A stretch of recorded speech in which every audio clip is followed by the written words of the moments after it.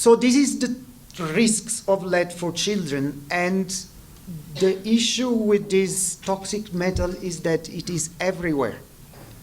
It's in food, it's in water, it's in spices, in cosmetics, in schools, in toys. It can really be everywhere, and it is invisible, and it is unknown to most of us, to most of the population.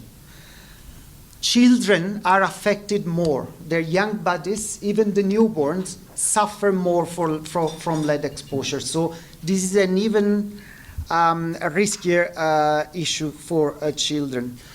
How is it related even to health matters today? How is lead related to everyday's individual? One of the key things that we must know is lead has been identified as one of the worldwide public health concerns that is caused by heavy metals. Daktari here has already told us that it is the 5th of the heaviest metals in the world. That tells you something.